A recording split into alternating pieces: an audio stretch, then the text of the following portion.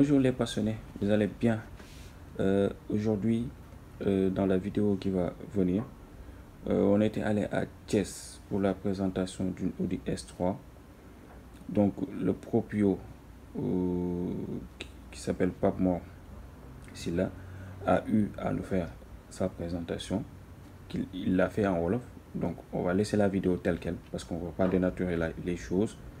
Mais nous, pourquoi je veux faire cette vidéo, c'est pour vous rajouter quelques éléments qu'on n'avait pas, que lui-même aussi ne connaissait pas. Donc c'est pas une chose de grave en soi, parce qu'il n'a pas fait le tuning, mais au moins il connaît le gars qui a fait le tuning. Il m'a mis en rapport avec le gars qui a fait le tuning, et j'ai eu les éléments dont j'avais besoin. C'est pourquoi j'ai fait cette vidéo. Donc, pour vous dire de manière simple, avant même les éléments qu'on a eu à rajouter sur la voiture, ou bien à faire les éléments qu'on a rajoutés pour faire le tuning.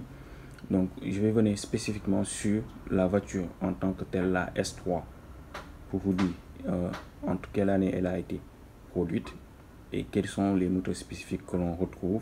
Je ne vais pas citer toutes les moteurs spécifiques, je vais vous dire le nombre de moteurs spécifiques qui existent.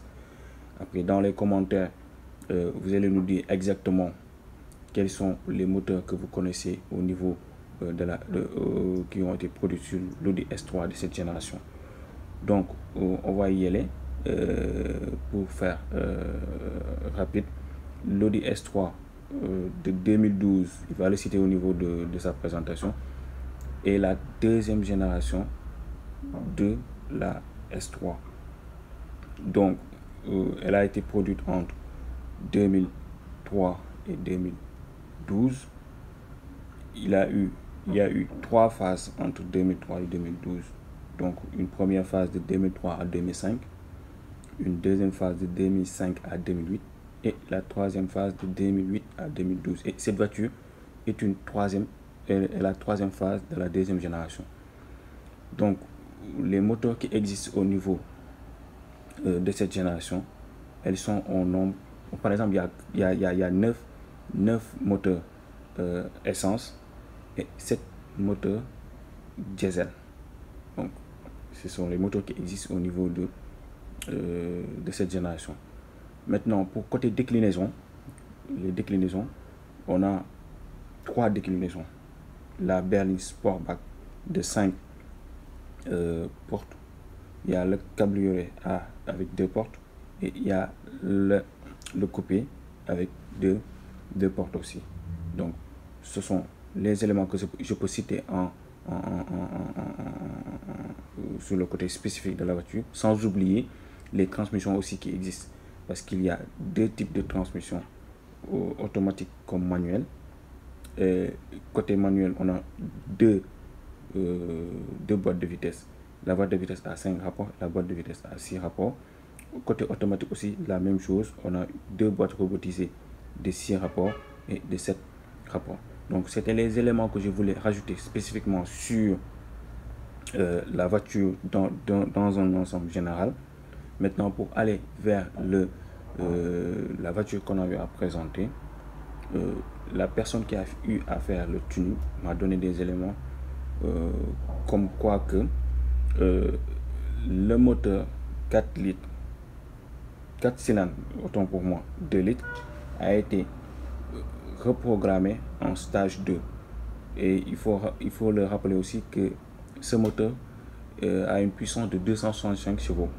Donc, avec la reprogrammation en stage 2, elle développe plus de 300 chevaux, 320 exactement. Maintenant, pour accompagner tout ce tuning, il a eu à faire une ligne d'échappement complète. Une ligne d'échappement complète avec des catalyseurs et blow-off. Donc, ce sont les éléments qui ne sont pas apparents, mais que l'on ressent au niveau de la conduite. Parce que vous allez le voir au niveau de la vidéo. La voiture, les retours de la voiture, c'est autre chose, quoi. C'est un ouf. Moi, j'étais tellement content de la voiture que j'avais même un problème pour canaliser mes émotions, quoi, parce que la voiture a produit un son que moi j'aime bien les sons quoi, en fait, je vais le dire, j'aime bien les sons, et lorsque les sons sont les sons moteurs fait des retours comme ça, j'aime quoi en fait. Donc ce sont ces éléments là que je voulais vous ajouter, et je vous souhaite une bonne vidéo. Merci.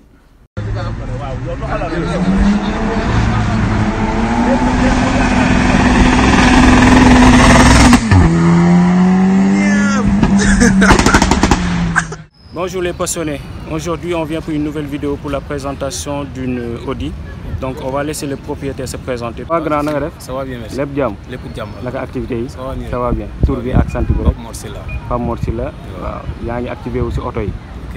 Yow mécanicien nga wala? Non, coloriste peintre. Coloriste peintre nga quoi. Ouais. Te Audi bi nga ñu andil quoi. Waaw, Audi bi laa indi. Audi lan la? S3. Audi S3 bu ban année? 2012. Audi bu 2012. Ok moom moo nekk nii quoi. Moo nekk nii. Parce que xam nañ ni nii. Waaw. De base melul nii. am na ay modifications yu bëri yu ñu def waaw am na ay tuning yu ñu def léegi ñëw boo ñu mënee wax rek exactement. waaw parce que léegi. tuning nañ ko mais. ki ko doon tuning sama grand la. waaw gladiateur. moom mu ngi nekk Dakar. moo ci def ay affaire mais boo dawee di nga xam ni am na ay changement ak yeneen. waaw parce que boo seetloo jantes yi. waaw jantes yi moom léegi bu bokk la moom c'est d'origine quoi. c'est d'origine jantes d'origine. waaw mais yu arrière moom la ñu changé quoi. moom la ñu changé. moom moo nekk nii. moom la ñu changé quoi. moom ngeen changé quoi def ko ak ay benn liseré bu bleu quoi en fait. Jantes mini Cooper. Ok léegi fii nii barre de caisse gi nii. barre de caisse bi ñoo ko ci modifié. yéen a ko si yokk quoi waaw yokk la quoi. ok léegi ak ay petit touche intérieur yi. carbone beeg. carbone bi waaw. ok intérieur bi moo nekk nii waaw. moo nekk nii waaw. palette yi moom c'est d'origine. palette c'est d'origine. c'est d'origine oui. ok waaw am na si yoo xam ne day wàccaaleeg moom. day wàccaaleeg moom mais day wàccaaleeg moom quoi en fait. donc moo nekk nii quoi. suñu xool ginnaaw gi après ñu doog a wax tijjil foofu après ñu xool ginnaaw gi. nga dee se présenter de cette façon. barre de caisse bi waaw. ah ok ak pot d'échappement yi. ok.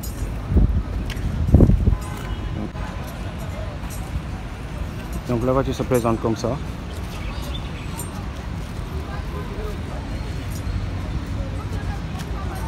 donc ñu dem ci côté moteur bi. côté moteur bi. waaw. am na ay modifications. ah dañoo changé turbo waaw dañu ci def beneen turbo bu gën a mag. ok Sutra Air bi aussi. ok en tout cas. y a des détails waaw. c'est pas d'origine kii maa ko si def. ok. maa ko si modifié ak lii. mu am tuuti waaw mu am tuuti jëmm ko. ok donc kanam gi nii lay mel. kanam gaa ngi nii. quelques éléments. des rajouts et la calandre avec la notification S3 qui est là. Donc c'est ça. Donc l'avant se monte comme ça. Donc les belles phares. Donc il va allumer avant. Voilà encore.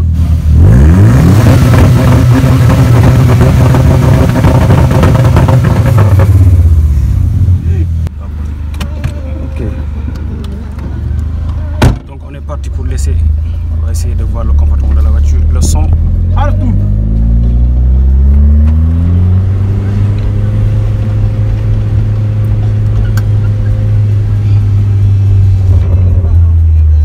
Son à l'intérieur, c'est quelque chose de ouf quoi en fait. Faut nga dawale ko séquentiel bi pour mu def bruit bi quoi.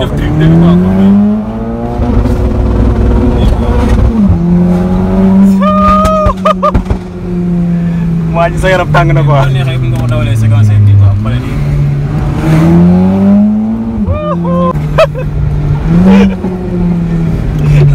sa yaram tàng na nag. bu bëri ay modèles sama quoi yoo koy dawalee.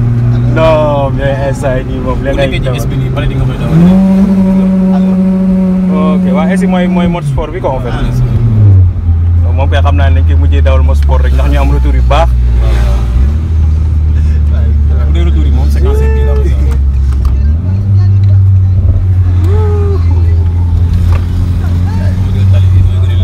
waaw ba tey bu la neexee.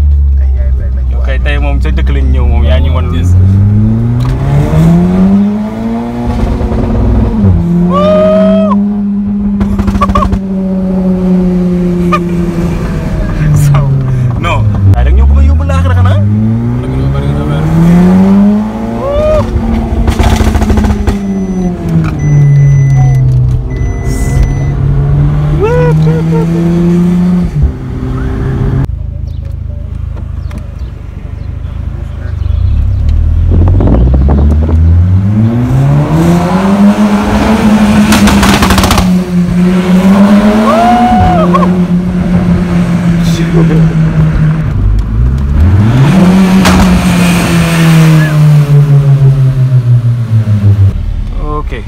mais grand ce dernier mot. waaw mais kontaan si yéen rek affaire yi moom ñun mooy loolu oto la ñuy dund. waaw tout le temps ñu ngi xool oto bi nu muy puissance bi gën a yokkee ñu gëstu ci internet bi. bu ñu gisee lu tubaab bi def. waaw ñu essayé. waaw ñun moom oto yi ragaluñu dañuy essayé même bu yàqoo dañu xam ni. di ñoo ko bëgg. moo waral mu demee nii mais oto bi tey ku mu romb. doo xalaat ni sax S3 la. waaw parce que RS4 sax damay dayanteeg moom mais régime bi muy dégg si oto bi moom da koy jaaxal. waaw te lépp dañuy gëstu rek defar affaire yi moom yaa ma gën a xam. amee noonu la yàlla baax na yàlla na yàlla yokk xel yi. amiin yàlla yokk mën-mën gi. ñu def de telle sorte que oto yi ñu leen di gën a tuning ñu soxor. waaw noonu la te gars yi maximum de support quoi maximum de support. commenter vidéo bi.